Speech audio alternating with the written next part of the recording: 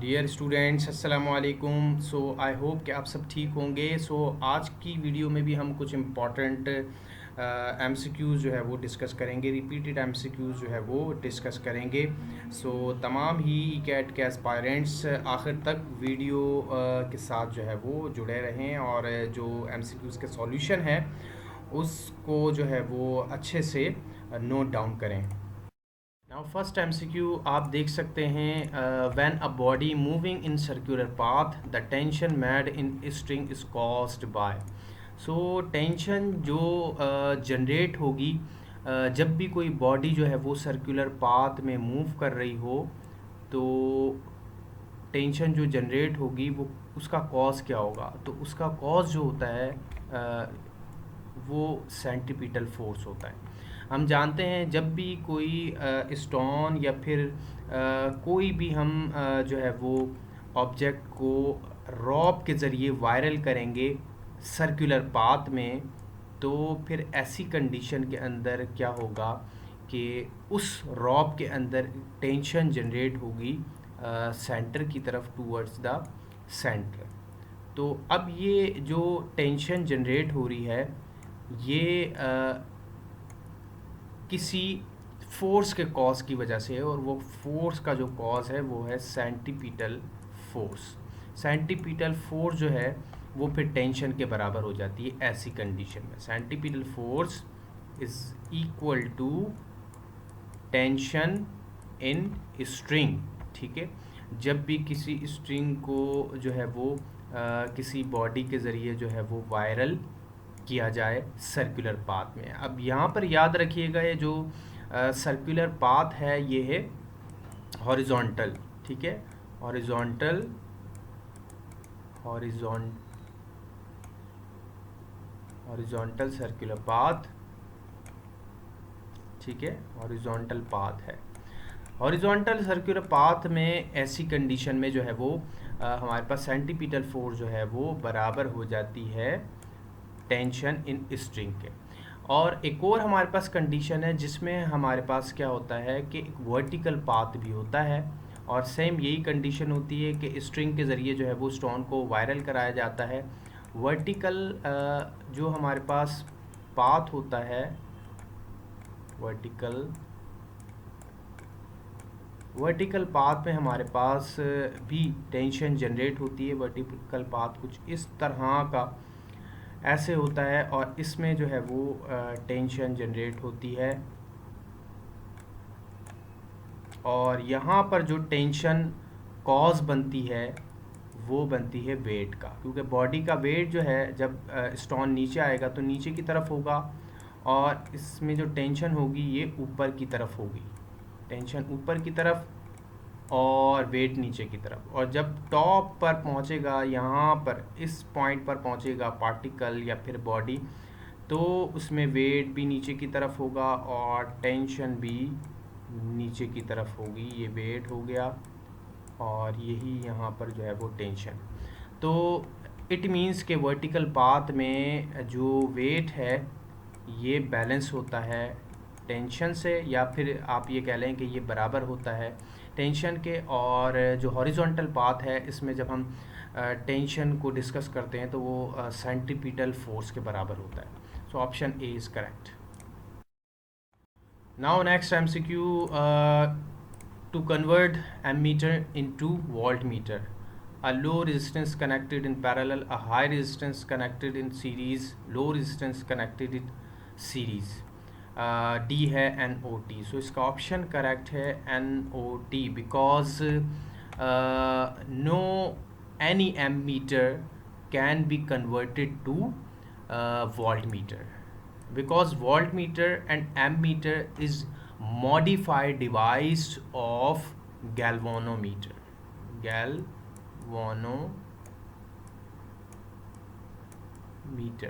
Galvanometer की modified devices हैं दोनों। ठीक है, तो गैल्वानोमीटर में से ही हम एमीटर में भी कन्वर्ट करते हैं और वोल्टमीटर में भी कन्वर्ट करते हैं बाय यूजिंग हाई रेजिस्टेंस और लो रेजिस्टेंस। यहाँ पे हम हाई रेजिस्टेंस लगाते हैं सीरीज़ के अंदर।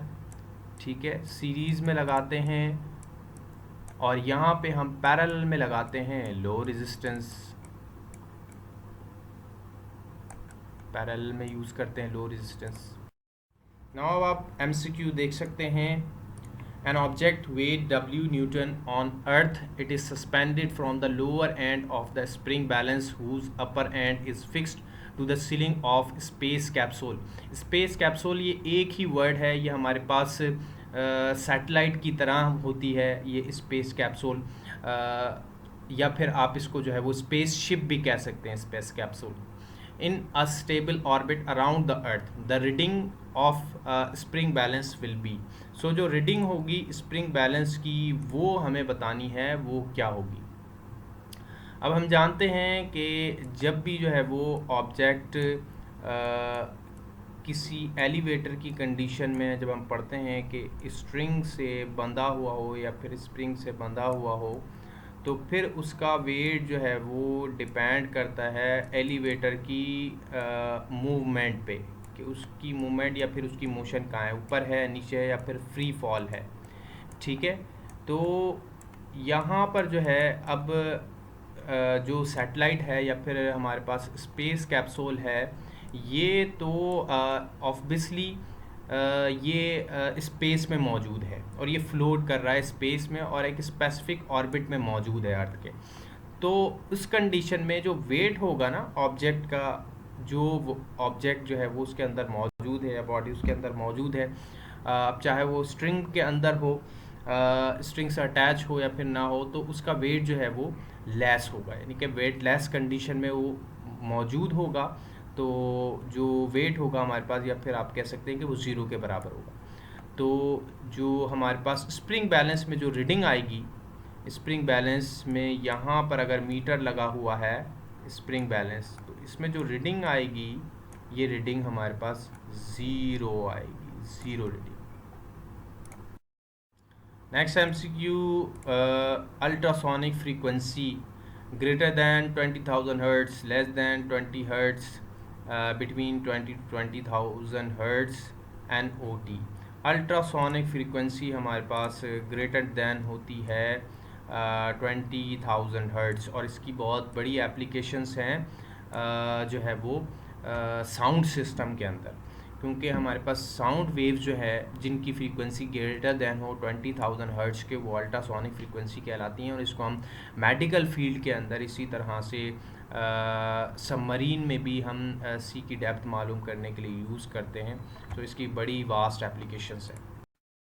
Now next MCQ, you can see on your screen a new flashlight cell with an EMF of 1.5 volt gives a current of 15 ampere when connected directly to an ammeter of the resistance 0.04 ohm.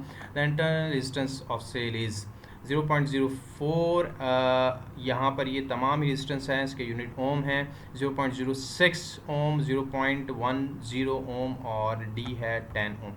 सो इसको हम solve करेंगे। सबसे पहले मैं आपको diagram इसका बना के दिखा दूं। तो लेट सपोज ये हमारे पास सेल हो गया, और ये सेल जो है इसका एक स्पेसिफिक ईएमएफ होता है, और ये कनेक्ट है यहाँ से एमीटर से, एमीटर से ये कनेक्ट है। तो जब एमीटर से ये कनेक्ट होगा तो इसका पोटेंशियल होगा ड्रॉप। ठीक है, तो पोटेंशियल जो ड्रॉप होता है उसको हम V से डिनोट करते हैं, और जो बैटरी का ईएमएफ होता है उसको E से डिनोट करते हैं, और जो बैटरी के अंदर का जो पोटेंशियल गेन होता है उसको R से डिनोट करते हैं। Small r is internal resistance. तो यहाँ पे हमारे पास जो इक्वेशन है, ये potential drop is equal to E minus I R. अब हमारे पास इक्वेशन कुछ इस तरह से रीअरेंज हो जाएगी, R equal to E minus I R capital और डिवाइड में I। ये मैंने रीअरेंज किया, V की जगह मैंने IR पुट कर दिया है, इसको हम IR भी लिख सकते हैं। यहाँ पर 1.5 पुट हो जाएगा और -15 और मल्टीप्लाई 0.04 डिवाइडेड बाय 15। अब इसको हम सॉल्व करते हैं तो इसका आंसर हमारे पास आएगा 0.06 ओम। ठीक है, ये ओमेगा सिंबल है रेजिस्टेंस का, तो ये हमारे पास आंसर आ जाएगा, यानी कि ऑप्शन बी हमारे पास करेक्ट है। नेक्स्ट एमसीक्यू आप देख सकते हैं, N isothermal process represented by Charles law. ये लूसेक लॉ, सी है बॉयल्स लॉ और डी है ideal gas law. So isothermal is one of that process in which the temperature of the system is remain constant। ठीक है, जो temperature होता है system का वो कांस्टेंट रहता है। तो फिर क्या होता है हमारे पास, जब टेम्परेचर कांस्टेंट है तो उसमें हम यूज़ करते हैं Boyle's law. Boyle's law use होता है क्योंकि according to Boyle's law volume of given mass of the gas is inversely proportional to the applied pressure having the temperature is remain constant. Temperature यहाँ पर जो है वो कांस्टेंट रहता है।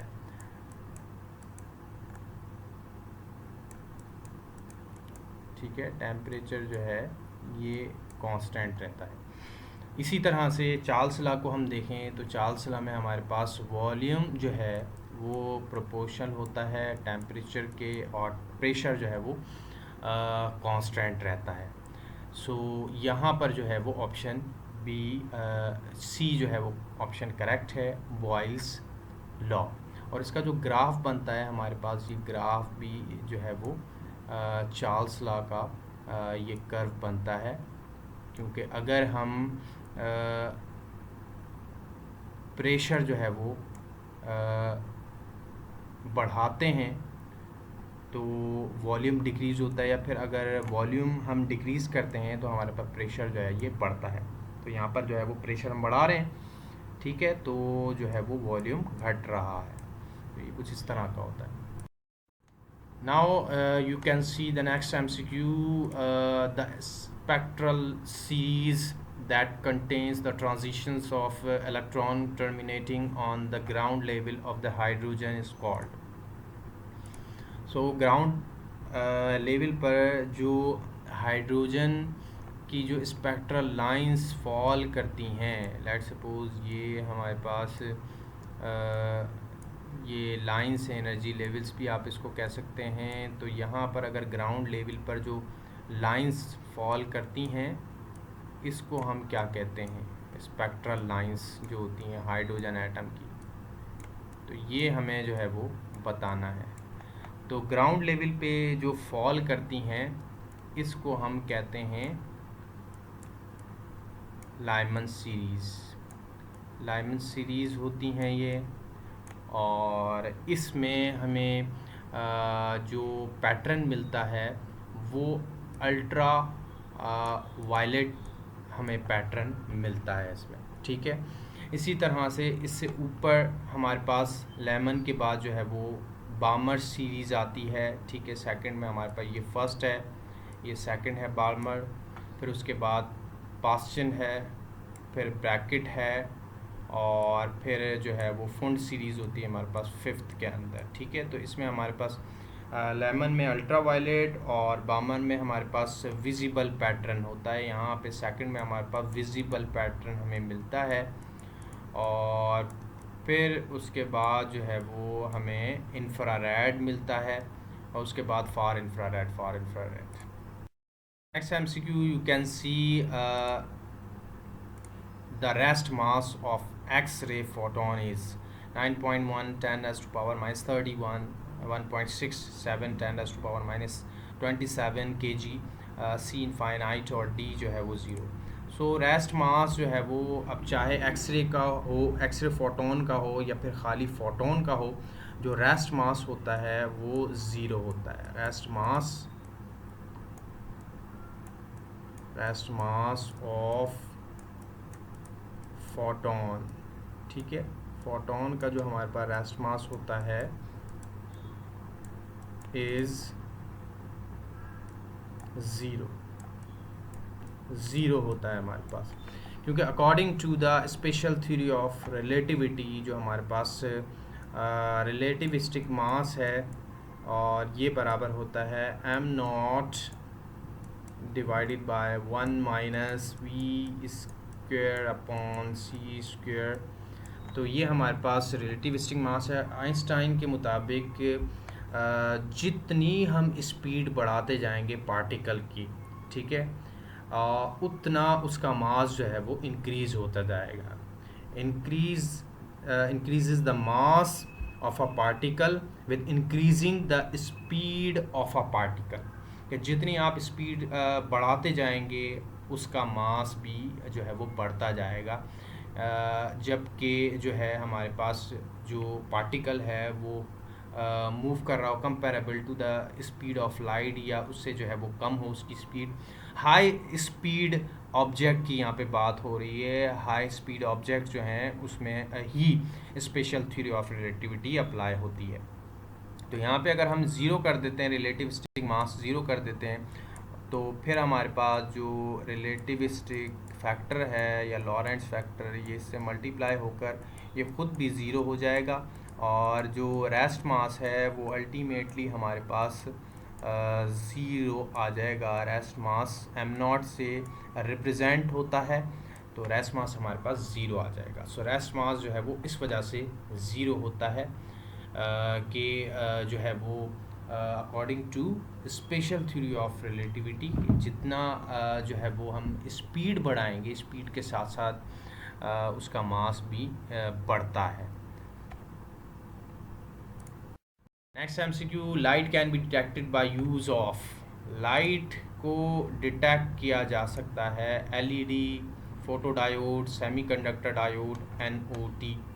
सो लाइट को डिटेक्ट हम कैसे करेंगे? जब हमारे पास कोई ऐसी डिवाइस हो वो हमें इंडिकेट कराए, कुछ इंडिकेशंस हमें मिले। कुछ इंडिकेशंस कैसे मिलेंगी कि जब वो डिवाइस जो है वो किसी से कनेक्ट हो। सो वो हमारे पास डिवाइस जो है वो अगर कनेक्ट होती है गैल्वेनोमीटर से, ठीक है, गैल्वेनोमीटर से अगर वो डिवाइस कनेक्ट होती है तो हमें आसानी से पता चल जाएगा, क्योंकि गैल्वेनोमीटर में जो है वो रीडिंग आएगी, किस वजह से, उसके करंट फ्लो होने की वजह से। सो हमें पता चलेगा कि यहाँ पे कुछ एक्टिविटी हो रही है। सो ये एक्टिविटी होगी इस डिवाइस के ज़रिए, और ये डिवाइस है हमारे पास फोटोडायोड। फोटोडायोड और फोटोडायोड में जब ये फोटॉन्स, लाइट फोटॉन्स जो है वो स्ट्राइक करते हैं, तो फिर एज अ रिज़ल्ट इस फोटोडायोड के अंदर एक करंट फ्लो होता है, और ये करंट जो है वो फिर डिटेक्ट किया जा सकता है। Now this is your comprehension. When a coil is moved in a uniform magnetic field, an induced EMF is produced due to the change in electric flux, magnetic flux density, electric flux density. तो इसको solve करें, अपना ख्याल रखें, मिलते हैं next video में। Thank you so much, अल्लाह हाफिज़।